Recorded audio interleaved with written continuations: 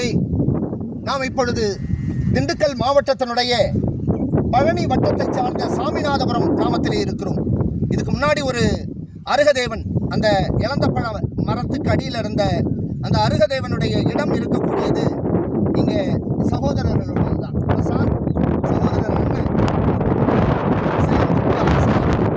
இப்போ இவங்களுடைய இடத்துல பாருங்க, இதுதான் தென்னை மட்டையிலிருந்து நார் உரிக்கக்கூடிய தொழிற்சாலையும் இவங்க நடத்திக்கிட்டு இருக்காங்க.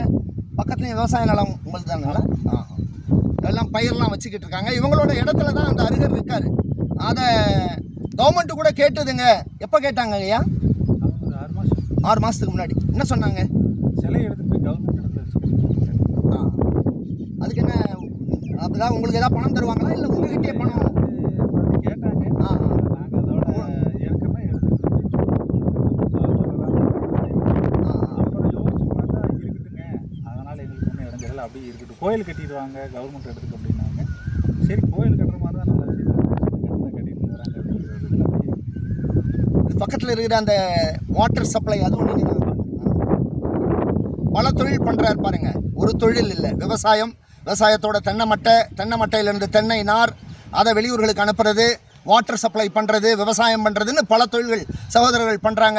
இப்போ அந்த இடத்துல சின்னதாக ஒரு மேடை கட்டணும்னா என்னங்க ஐயா, எவ்வளவு செலவாகும்? ஒரு தோராயமாக, நீங்கள் ஒரு பில்டர் இல்லை, ஒரு குத்து மதிப்பாக இவ்வளோ இருந்தால் பண்ணலாங்க மினிமம்? எப்படி ஒரு 50,000 1 லட்சம் இல்லாமல் இன்றைக்கி செய்ய முடியாதுல்ல. ஒரு கோயிலாக இல்லை, அப்படியே ஒரு திறந்த வெளி மேடையாக தான். அது ஒரு 50,000 வேணுங்களா? அதாவது இப்போ ஒரு நம்ம கிணறு உரை இருக்கு இல்லைங்களா, சிமெண்ட் உரை, அந்த மாதிரி ஒரு 4 உரையை கீழே இறக்கிட்டு அப்படியே மேலே, அதுக்கு மேலே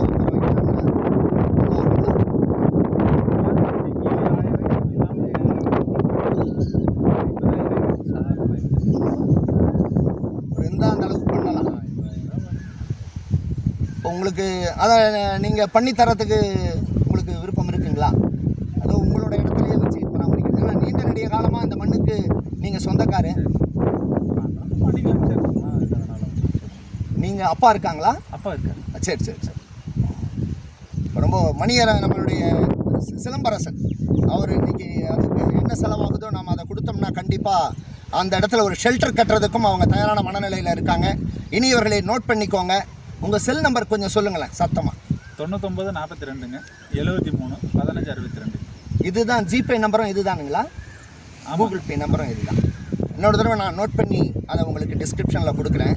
கொஞ்சம் விருப்பப்படுறவங்க அதை கொஞ்சம் தொகை அனுப்பிச்சா நம்ம சிலம்பரசன் சாரும் பிரசாந்த் 2 பேருமா சேர்ந்து அருமையான ஒரு அருகருக்கான ஒரு பாதுகாப்பத்தை உருவாக்குறதுக்கான முயற்சிகளை செய்வாங்க. பொள்ளாச்சி அருட்செல்வன், உடுமலைப்பேட்டை